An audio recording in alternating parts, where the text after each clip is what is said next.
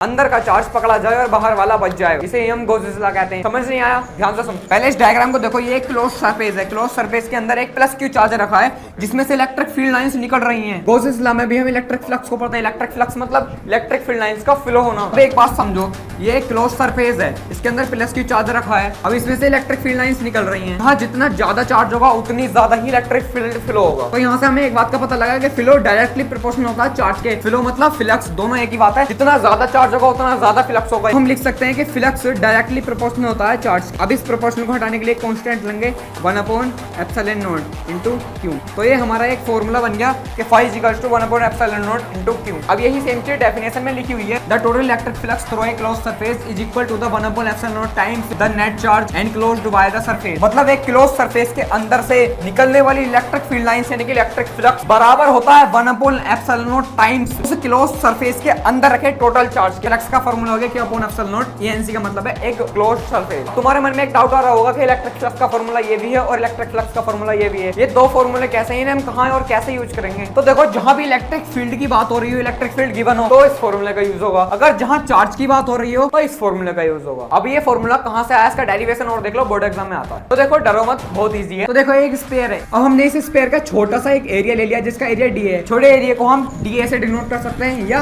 D S से denote कर सकते हैं। और बोला है जो इधर इलेक्ट्रिक फील्ड है वो है ई। अब हमें यहाँ पर टोटल फ्लक्स निकालना है। अगर हमें टोटल फ्लक्स निकालना है और हमारा एरिया वेक्टर छोटा हो, जैसे कि डी ए वेक्टर है, तो देखो टोटल फ्लक्स का फॉर्मूला क्या होगा, ई वेक्टर इनटू ए वेक्टर। अब यही सेम चीज यहाँ पर ई वेक्टर इनटू ए वेक्टर, बस एरिया यहाँ पर डी ए है। अब हमें निकालना है इस बड़े वाले का इलेक्ट्रिक फ्लक्स, तो हमने इसलिए यहाँ पर इंटीग्रेशन यूज करा है। फिजिक्स के अंदर अगर बड़े एरिया के अंदर इलेक्ट्रिक फ्लक्स निकाला तो इंटीग्रेशन यूज होगा। वहीं हम इस छोटे से एरिया का निकालते तो उसका फॉर्मूला ये होता है E vector into D A vector. इसमें इंटीग्रेशन का यूज नहीं होगा। देखो, phi is equals to integration E vector into D A vector. तो हमने वेक्टर हटाया तो हमारा cos थीटा आ गया। cos थीटा हमारा 0 है। कैसे 0 है? एक ही डायरेक्शन में हमारा ई वेक्टर भी है और डी वेक्टर भी है, तो थीटा हमारा 0 हो जाएगा। cos 0 की वैल्यू क्या होती है? 1। तो हम आगे लिखेंगे phi is equals to integration E D A. अब यहाँ से एक बात देखो, इस q से इस पॉइंट पर लगने वाला इलेक्ट्रिक फील्ड क्या होगा?